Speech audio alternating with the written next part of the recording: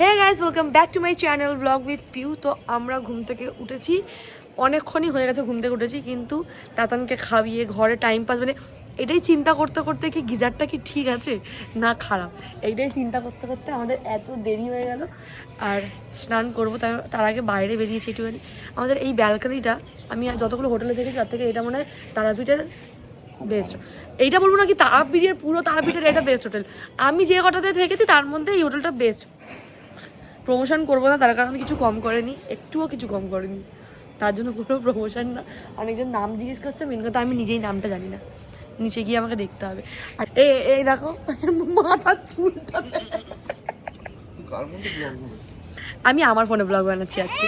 আর এখানটায় ভীষণ বড় ব্যালকনি, সেই ওই মাথা থেকে এই মাথা পর্যন্ত, আর পুরোটা ফুল গাছে ভর্তি।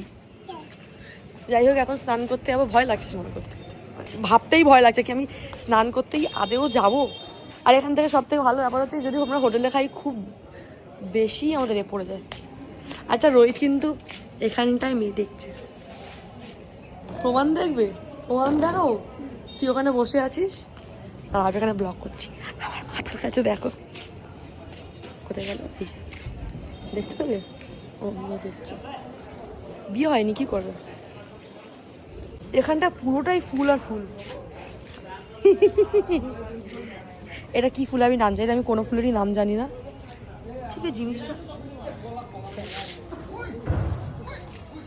ঠিক ভীষণ সুন্দর। এইগুলোকে কিন্তু মেনটেনেন্স করতে হয় না, ওই বানিয়ে দিলাম হয়ে গেল, তাই মনে কাগজ গাছ। আর ওই এইটা ভিউটা জাস্ট কি সুন্দর। এগুলো এখনো নতুন হচ্ছে, এগুলো হয়তো হয়নি, এগুলো হোটেলেই হয়ে যাবে সবকিছু না রে। কি ঘাট রে? ও এত দূরে, ও এইখান থেকে এসছে না জিনিসটা। হ্যাপি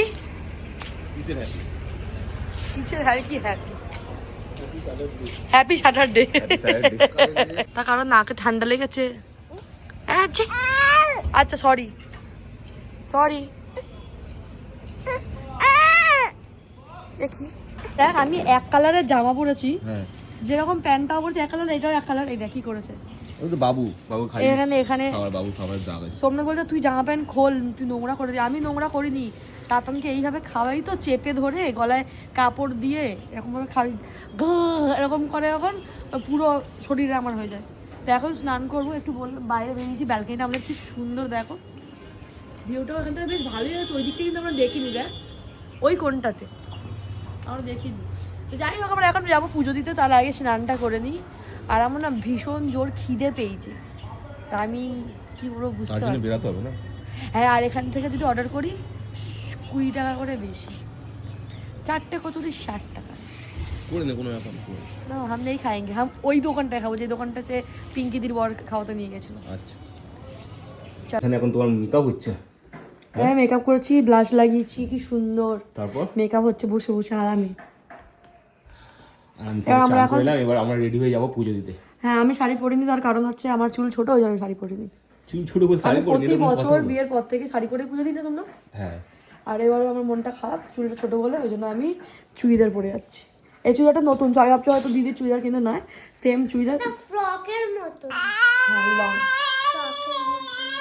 ফাইনালি রেডি হব করে স্নান করতে গিয়ে রেডি হয়ে গেছে, স্নান করা হয়ে গেছে, রেডি হয়ে বেরিয়ে পড়ি। তারপরে ব্লগটা স্টার্ট করলাম, ভেতরে করা হয়নি। আর এখন যাচ্ছি পুজো দিতে। মানে সোমনাথের বন্ধুরা বলেছিল বাচ্চাকে নিয়ে তোদের ওদের লাইন দিতে হবে না, আমরা লাইন দেবো, তারপর তুই এসে পুজোটা দিস। কিন্তু লাইন দিতে গেছে ওরা তো 3 ঘন্টা 2 ঘন্টা হয়ে গেছে, সোমনাথ 2-3 ঘন্টা। হ্যাঁ, এখনো 4 ঘন্টা লাগবে। আর আমরা আসার আগে শুনছিলাম কি ভিআইপি নাকি বন্ধ করে দিয়েছে, এখন কোনো ভিআইপি লাইন নেই। তারপর এখন শুনছি নাকি ভিআইপি লাইন আছে। যদি ভিআইপি লাইন দিই তাহলে 8 ঘন্টার মধ্যে পুজো হয়ে যাবে, আর যদি ভিআইপি লাইন না দিই তাহলে 4 ঘন্টা লাগবে। লাইনে দাঁড়াতে কোনো অসুবিধা নেই, শুধু তাতানকে করলে নি ওটা খুব অসুবিধা, আর ও খুব বিরক্ত করে। তো দেখি কি হয়, লাইনটা বুঝে সেই বুঝে আগে খাইয়ে দিই বাচ্চাগুলোকে কিছু। তাতানকে তো খাইয়ে দিয়েছি, মামাকে কিছু খাওয়াবো। চল, তো আমরা পুজো দিতে আসার আগে খেতে বসে গেছি কচুরি। আর আমরা খেতে বসছিলাম, মেয়ে ছেলেটা জোর করে বসিয়েছি, বললো আগে খেয়ে নে তারপরে গিয়ে পুজো দে। নিরামিষ তো, আমিষ না তো, তাই না রোহিত? নিরামিষ খাবো কচুরি, এখানে নিরামিষ পাওয়া যায়।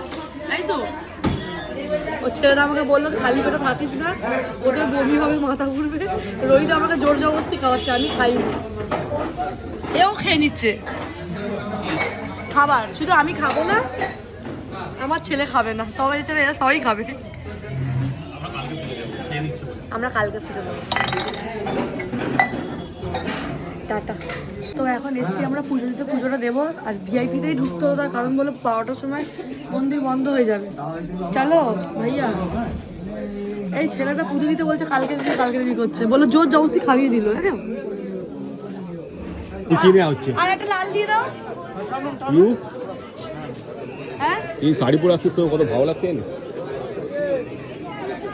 পড়বে দড়ি পড়বে, আমি পরবো না। কোন তুমি কোথায় দিয়ে নিয়ে যাচ্ছে? ভেবেছিলাম ভিআইপিতে আসবে, ভিআইপিতে আসতেই না বাবা।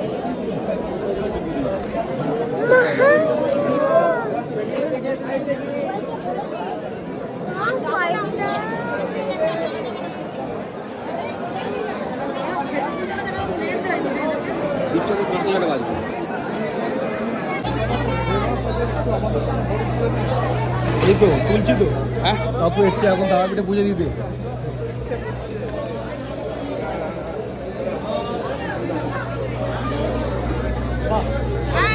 আমি একটা কথা বলবো, না একটু পরে বলছি, পুজোটা দিয়ে দিই।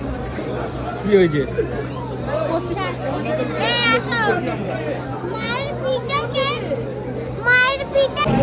এখন বাজে প্রায় 2 থেকে 3টে বাজতে যায়, আমরা এখন ভাত খেতে এসেছি। আচ্ছা 2:45 বাজে। ঠিক আছে ঠিক আছে। এই এদের জন্য যাচ্ছি করে ওরা এখন তবে এসছে। তাকান খেয়েছে, তাদেরকে খাইয়ে দিয়েছি, আর আমরা সবাই মিলে খাবো। খুব জোর খিদে পেয়েছে। কি হয়েছে হ্যাঁ ওকে ছেলেটা দেখো। তাদের এখন বি সিরিয়াস, তাদের নতুন রাত চলে। এখানটায় এসছি, আমাদের হোটেলটা ওইখানটায়, আর আমার এখানটা এসেও দেখছিলাম ফাঁকা। খুব ভালো লাগে, পুরো গ্রাম টাইপের, তো ভালো লাগছে, কিন্তু না ভয় লাগছে। আর মাঠ ঘাট এগুলো আমার খুবই পছন্দ, কিন্তু জায়গাটা আমার ভয় লাগছে দেখে। কেন জানি না। আর আজকে ওয়েদারটা দেখো, আকাশটা কি সুন্দর। এখন কি করা হচ্ছে এখানে? আমরা ভাবলাম একটুখানি বাইরে বসবো, এত সুন্দর জায়গাটা না, এখানটা গাছ টাছ লাগানো আছে, চা খাবো আর ফিশ ফ্রাই খাবো। কিন্তু আমার ছেলে আর মেয়ে এত ভালো, এই দেখো একজন আমার কাপ ধরে নিয়েছে, আর একজন ওর পাপার কাপ ধরে নিয়েছে। আর ফিশ ফ্রাইটা একদম ভালো না, অনেক ভালো, ঠিক আছে, মিথ্যা কথা মোটেই না মাম্মা, তুই তো যা দিবে তাই ভালো। আর একটা কথা, আজকে কেউ মনে হয় একজন আমার শাশুড়ির সঙ্গে দেখা হয়েছে, আর দেখে বলেছে আমি তোমার ভিডিও দেখি। তো আমার শ্বশুর ছিল সেখানটায়, আমার শ্বশুর খুব প্রাউড ফিল করেছে, ঠিক আছে, তাতে আমি ভীষণ খুশি। আমার শ্বশুর এসে বলছে, আমায় বলেছে সবাই দেখো তাতন পাগলা হয়ে গেছে, এই দেখো, এই দেখ ই বাবা, সবাই ডেকে নিল, আমার তাতন পাগলা হয়ে গেছে। না আমার তাতন এই লজ্জাতে শুয়ে পড়েছে। তো তারাপীঠের ব্লগ তো তোমরা দেখলেই, আর এর থেকে বেশি করতে পারিনি, তার কারণ ঘুরতে এতটাই মগ্ন ছিলাম। ঘুরতে তো বাইরে বেড়াইনি, মানে হোটেলে যে পয়সা দিয়ে আমরা হোটেলে ছিলাম, হোটেলের পয়সা উসুল করে নিয়েছি। মানে এই প্রথম বছর যে আমরা একটু বাইরে বেড়াইনি, পুজো দেওয়াটুকুই হয়েছে, তা থেকে রুমেই সবটা ছিলাম, ওই জন্য ব্লগটাও সেরকমভাবে করা হয়নি। আর আমার একটু শরীরটা খারাপও ছিল। তো আজকে ঘরের ব্লগ দেখতে হচ্ছে, তার কারণ ঘরে এসেছি আজকে নিয়ে 3 দিন, এই 3 দিনেও আমরা একটা ব্লগও করতে পারিনি। তো ব্লগটাকে কেমন লাগলো আমাকে কমেন্টসে জানাবে, ঠিক আছে? তো এরপর থেকে তো ঘরেরই ব্লগ দেখতে পারবে। আর আজকে হচ্ছে কি বলে, আজকে পৌষ পার্বণ, আজকে যে পিঠে বানায়। ও মাসি আজকে কি আছে?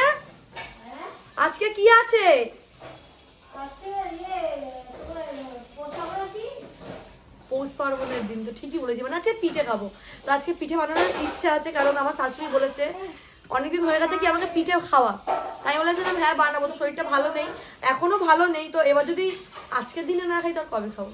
তাই জন্য সোমনাথকে বলেছি পিঠে নারকেল আনতে, ও কিছুটা নারকেল কুড়বে, আমি কিছুটা নারকেল কুড়বো, করে পিঠে বানাবো। তো দেখা হবে ওটা নেক্সট ব্লগে। ব্লগটাকে এখানটা আপাতত শেষ করছি, টাটা, সবাই ভালো থেকো, সুস্থ থেকো, দেখা হচ্ছে নেক্সট ব্লগে আমার পিঠের রেসিপি।